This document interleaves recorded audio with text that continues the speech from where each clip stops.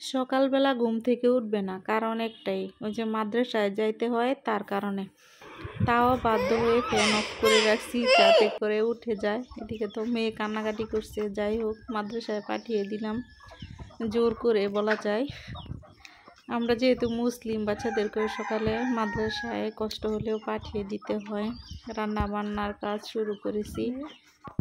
মুরগির জন্য আসলে কিছুই করা যায় না, অনেকটা বিরক্ত বানিয়ে ফেলে। সকালবেলা মুড়ি বানিয়েছে 2 মেয়ে, তারপর না খেয়ে কিছুটা খেয়ে তারপর এগুলো আমার কাছে রেখে তারপর মাদ্রাসায় চলে গেছে। খেতে পারবে না, কিন্তু অনেকগুলো করে নিবে, কি আর করার। এগুলো তো ফেলে দেওয়া যায় না, মায়া হয়। মুরগকে দিলাম, আমিও খেলাম মুড়ি। এখানে রয়েছে অল্প কয়েকটা, খেয়ে নিতে হবে। ভাত হয়ে গেছে, কচুরছড়ি বসিয়ে দিয়েছি, এখন পরিমাণ মতো জল দিয়ে দিব। সকাল সকাল একদম উঠতে চায় না, একদম বিরক্ত করে ফেলে। প্রতিটা দিন এরকম করে, যাবে না, তাও কষ্ট হয় যে কি করে পাঠিয়ে দিব। এত সুন্দর করে ঘুমাচ্ছে, তাও বাধ্য হয়ে উঠিয়ে পাঠিয়ে দিই মাদ্রাসায়। এখানে কিছুটা হোলি দিয়ে দিব, আমের হোলি। এগুলো কেটে রোদ্রে শুকিয়ে করেছিলাম। কচুরছড়িতে একটু টক হলে যেন একটু বেশি ভালো হয়। বৃষ্টির দিন বাড়ি ঘরের কি অবস্থা, আমার মনে হয় আমগো বাড়িতে একটু বেশি। যাই হোক, কিছুই করার নেই। ঘর দুয়ার পরিষ্কার করে হাঁস মুরগিকে খাইয়ে তারপর রান্না বসিয়েছি, অনেকটা সময় লেগে গেছিল। এদিকে মুরগির ডিম নিয়েছি ভেজে দেওয়ার জন্য। মেয়েরা মাদ্রাসা থেকেও চলে এসেছে, বলেছি গোসল করে যাওয়ার জন্য, আসতে অনেকটা দেরি হয়ে যায়। গোসল করে তারপর স্কুল ড্রেস পরে ভাত বেড়ে বসিয়ে দিয়েছি খাওয়ার জন্য। চুলও ভালো করে মুছে নিই।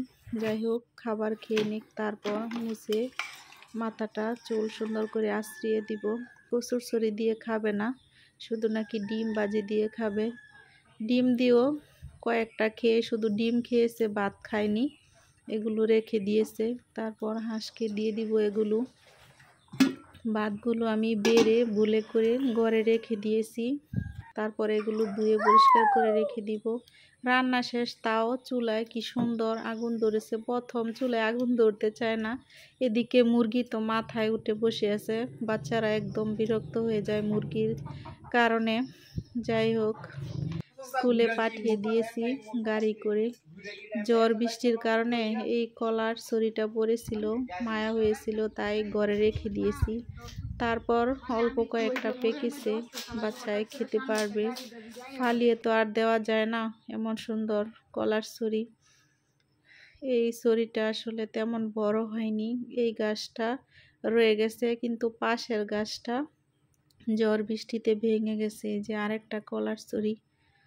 আল্লাহ না চাইলে কোনো কিছুই হয় না, আল্লাহর ইশারা সবই। এদিকে গাছে অনেক জলপাইয়ের ফুল এসেছে, অনেক পরিমাণে জলপাই হয় তখন, যখন নাকি বড় হবে আচার দিয়েও খাওয়া যাবে। আজকের মতো এখানেই শেষ। আল্লাহ হাফেজ।